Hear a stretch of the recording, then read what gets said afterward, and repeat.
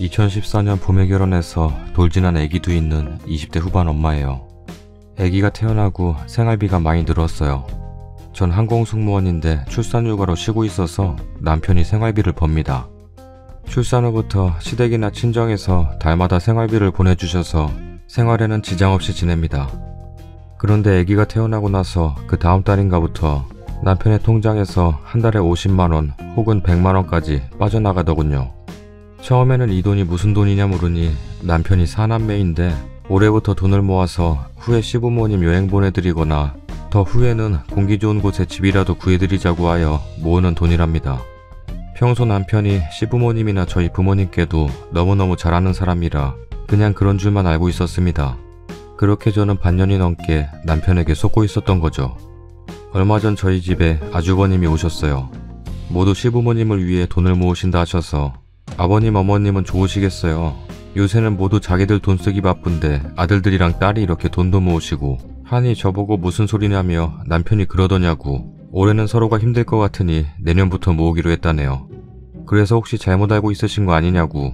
남편이 매달마다 돈을 모은답시고 통장에서 돈이 빠져나갔다니까 제가 뭘 잘못 알고 있는 것 같다고 하시더군요. 그 소리를 듣고 머리가 띵해서 그날 남편이 퇴근하고 얘기를 했습니다. 아주버님이 내년부터 돈을 모으기로 했다는데 도대체 그 돈들을 어디다 쓴 거냐 물으니 처음에는 혼자라도 미리 모아두는 거다 라고 하다가 끝내 이실직고 말하더군요. 저를 만나기 전에 좀 오래 사귀었던 여자친구가 있었어요.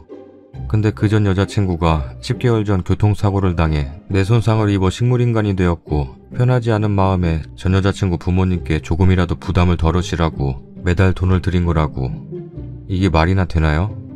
여기서 저를 이기적인 여자로 볼 수 있겠지만 전 그 소리를 듣자마자 정말 어이가 없어서 미쳤냐고 물었네요.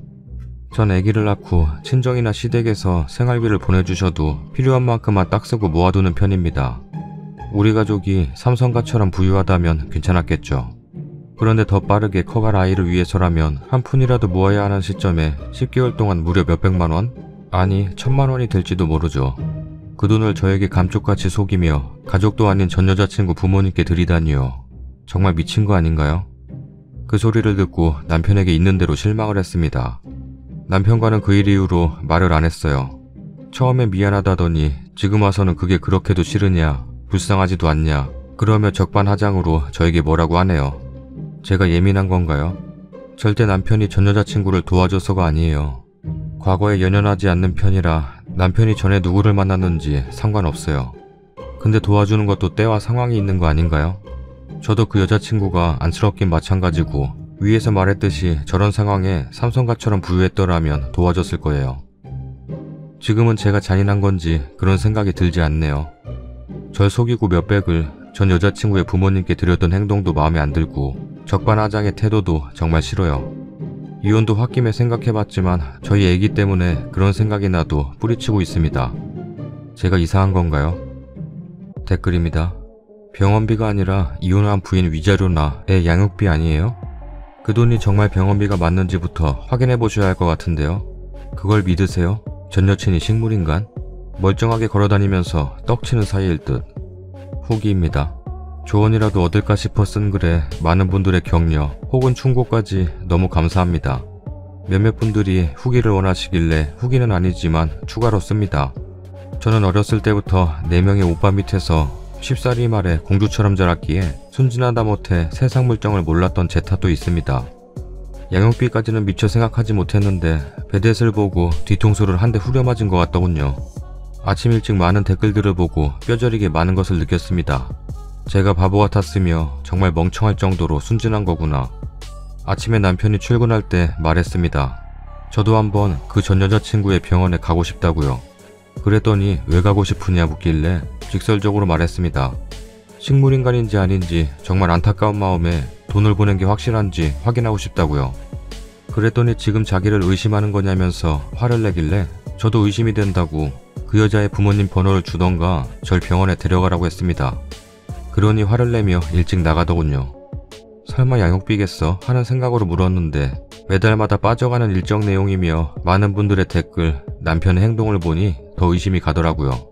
오늘 오후에 친정에 가서 말할 겁니다. 혹여 양육비로 돈이 빠져나간 거라면 시부모님 역시 저를 속이며 손발 맞춘 것일지 모르니 시부모님께는 말하지 않을 거고요.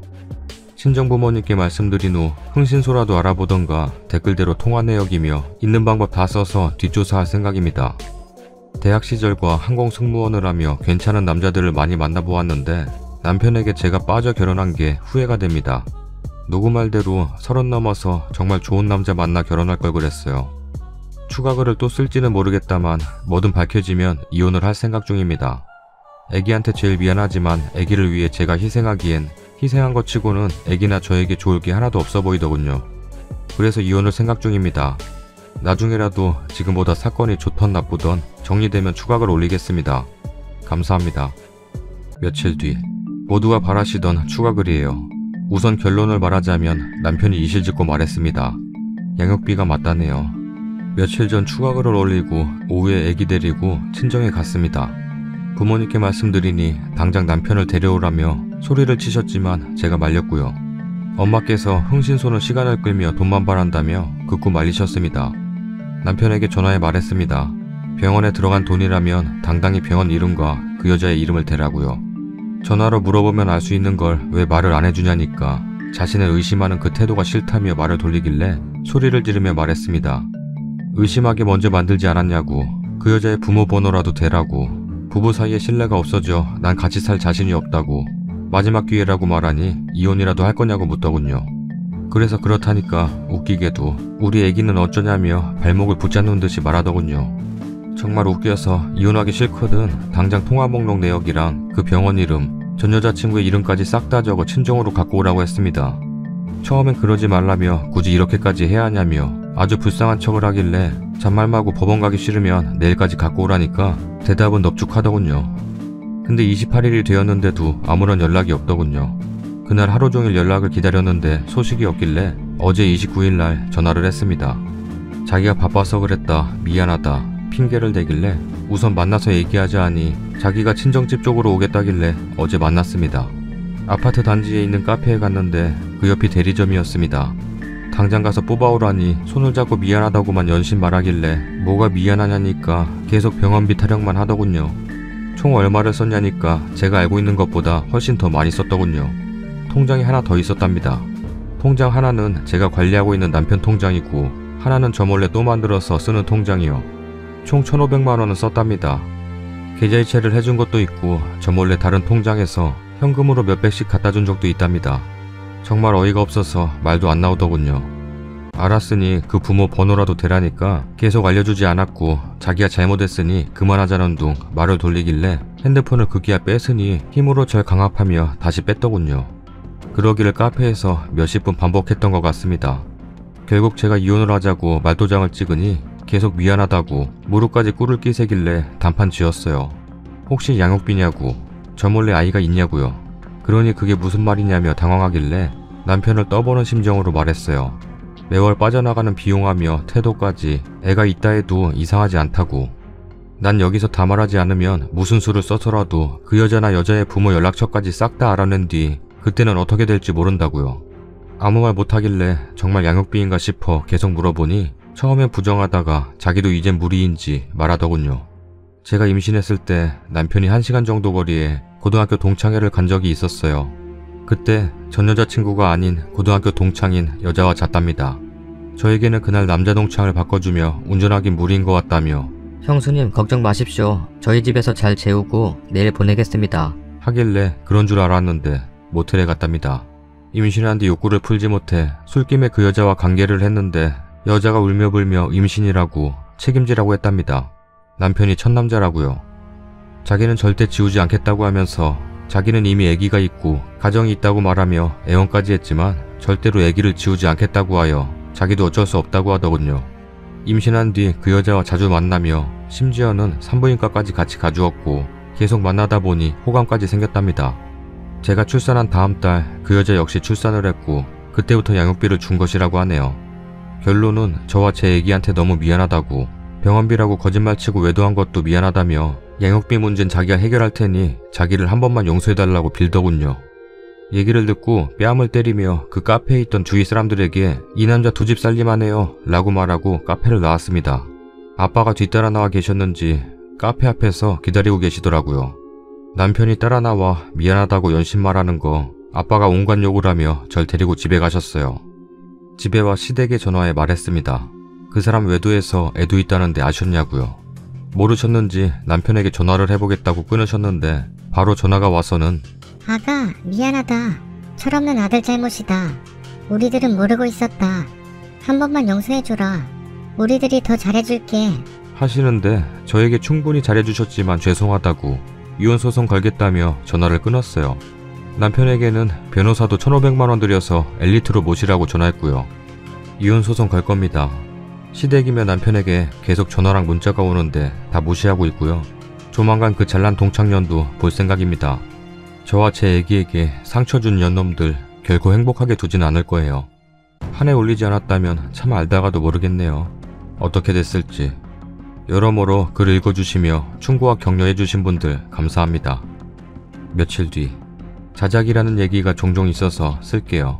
남편이 연애 때부터 성욕이 강했어요. 저는 남편이랑 전부터 아이를 갖고 싶어 했어요. 남편은 신혼을 더 즐기고 싶어 했지만 전 아이를 갖고 싶어서 임신을 목적으로 관계를 맺었고 2주가 지나서 임태기를 해보려고 임태기까지 사두면서 임신을 기다렸어요. 잠자리를 원하는 남편과는 달리 전 몸 상태며 일 때문에 바빠서 관계를 안 했는데 임태기로 임신이란 걸 확인한 이후로는 제 몸에 손도 못 대게 할 정도로 예민했었습니다. 물론 전부터 만나고 있었던 사이일 수도 있죠. 정말 아차해서 술기미한 관계일진 모르지만요. 남편을 다 믿지 않아요. 그 정도로 저 멍청하게 보시진 않았으면 하네요. 친자검사는 이미 남편이 했다고 했습니다. 물어볼 때 정말 남편의 아이가 맞냐고 하니 자기도 못 믿겠어서 친자검사를 했더니 맞다고 하더군요. 남편의 말이 거짓말일지 모르죠. 전부터 만났던 여자였는데 제가 임신한 후에 관계를 맺고 그 여자 역시 임신이 된 건지는 몰라요. 확실한 건 친자검사를 해보니 남편의 아이가 맞았다는 겁니다. 혼란스럽네요. 지금까지 저를 격려해주신 많은 분들께 감사드립니다. 아직도 구독 안 누른 사람이 있어? 진짜야? 구독하기 눌러주세요. 구독 한 번만 눌러줘. 감사하게 생각할게. 구독하기 눌러주세요. 어허, 끝까지 안 누른다고? 아잉, 구독하기 눌러주세요.